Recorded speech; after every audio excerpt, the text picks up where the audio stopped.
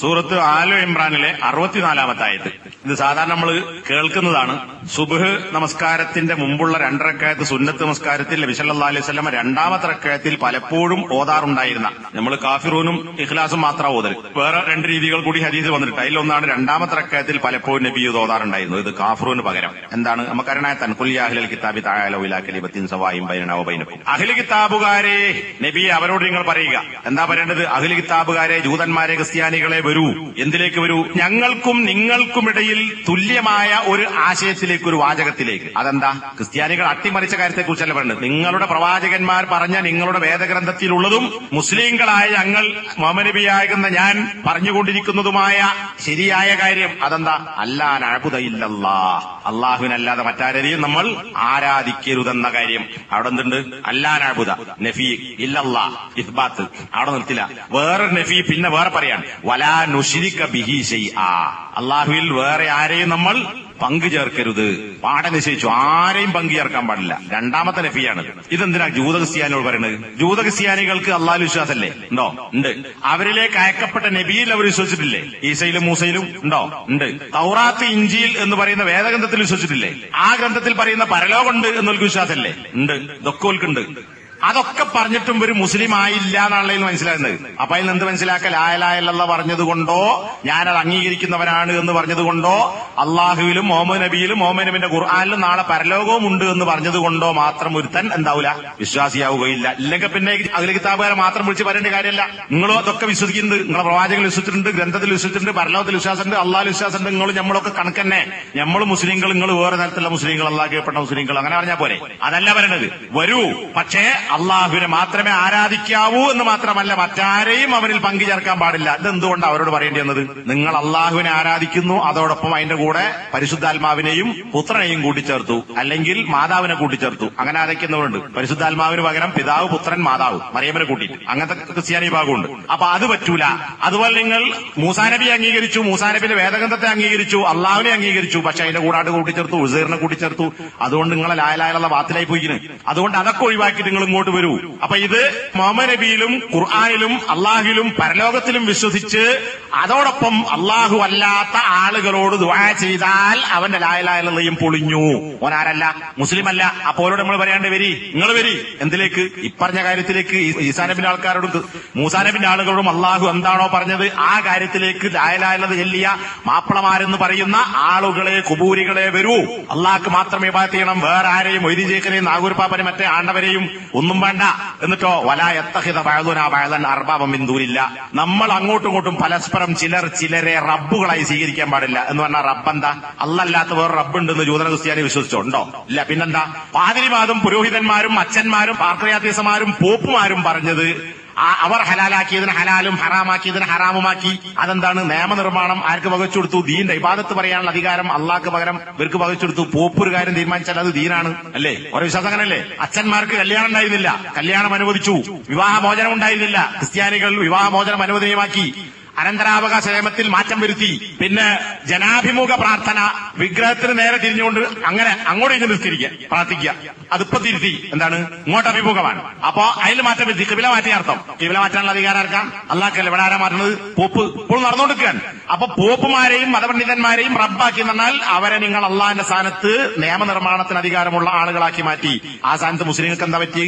മുസ്ലിം പണ്ഡിതന്മാരും പുരോഹിതന്മാരും സംഘടനക്കാരും ഹറാമിന് ഹലാലാക്കിയാൽ ഹലാലായി, ഹലാൽ ഹറാമാക്കിയാൽ ഹറാമായി. ഇത് മുജാഹിദീങ്ങളുടെ കൂട്ടത്തിലുണ്ട്.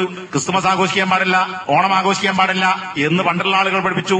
സലഫി പണ്ഡിതന്മാരൊക്കെ പഠിപ്പിച്ചു. ഇന്നെന്താ പറയുന്നത്?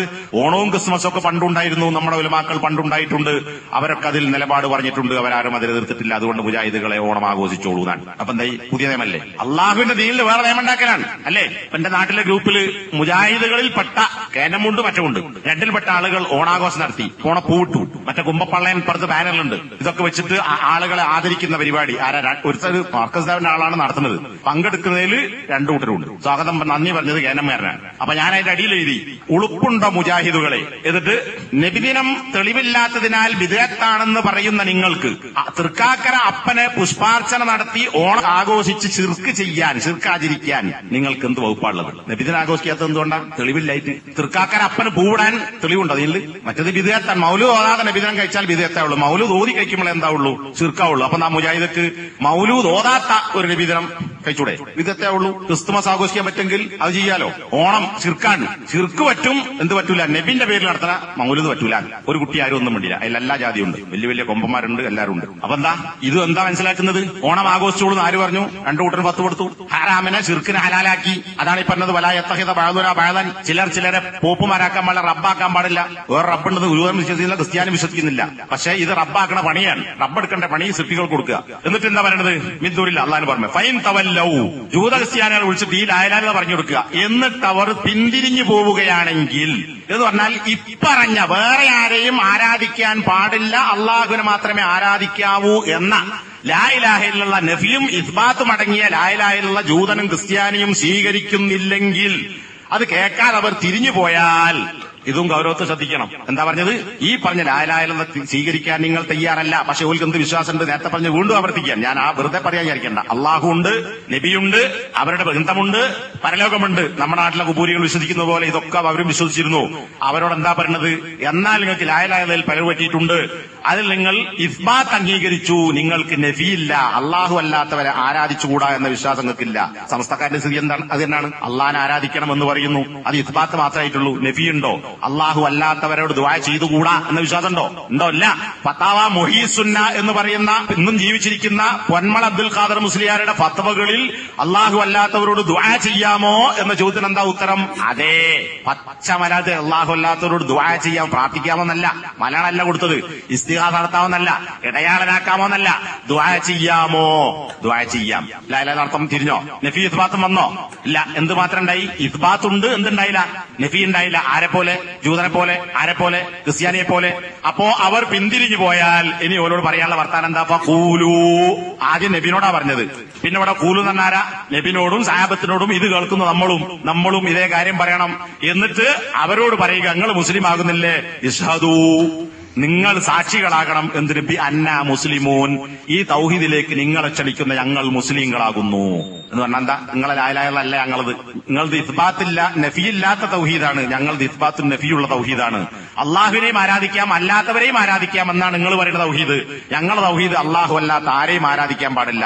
അതുകൊണ്ട് ഞങ്ങൾ മുസ്ലിംകളാണ്, അതിന് നിങ്ങൾ സാക്ഷികളാവുക. ഏത്? ഞങ്ങൾ മുസ്ലിങ്ങൾ, നിങ്ങൾ സാക്ഷ്യം വഹിച്ചോളൂ, ഞങ്ങളത് അംഗീകരിക്കുന്നു എന്ന് അവരോട് പറയണം. ഇതിനർത്ഥം എന്താ? ഞങ്ങൾ മുസ്ലിങ്ങൾ, നിങ്ങൾ സാക്ഷിക്കുന്നാൽ നിങ്ങൾ ആരല്ല? നിങ്ങൾ മുസ്ലിങ്ങളല്ല. അപ്പൊ എന്താ? നഫിയോട് കൂടിയുള്ള തൗഹീദില്ലാത്തവൻ ആരല്ല? ബി അന്നാ മുസ്ലിമോ, ഞങ്ങൾ മുസ്ലിങ്ങളാണെന്ന് പറഞ്ഞപ്പെടൂല. അപ്പൊ നമ്മൾ ആരെയും ഇസ്ലാമെന്ന് പുറത്താക്കാൻ പോണ്ട, മുസ്ലിക്കാന്നും പറയാൻ പോണ്ട. എന്ത് പറഞ്ഞാൽ മതി? നിങ്ങൾ മുസ്ലിങ്ങളല്ല, നിങ്ങൾ മുസ്ലിങ്ങളല്ല. നമ്മൾ പോലെ പുറത്താക്കണ്ട. മുസ്ലിമാന്ന് ഏതായാലും പറയാൻ പറ്റില്ല. പക്ഷെ നമ്മുടെ കൂട്ടത്തിൽപ്പെട്ട സെൽഫികൾ ആയ സെലഫികളും ഇനി സമസ്തക്കാരും പറയണ എന്താ? ഞങ്ങളും മുസ്ലിങ്ങളാണ്. സെലഫികൾ എന്ന് പറയുന്ന ചില ആളുകൾ പറഞ്ഞുകൊണ്ടിരിക്കുന്നത് എന്താ? ഓല മുസ്ലിക്ക് എന്ന് പറയാൻ പറ്റില്ല, ഓലും മുസ്ലിങ്ങളാകുന്നു. മുസ്ലിങ്ങളെന്ന് പറയാൻ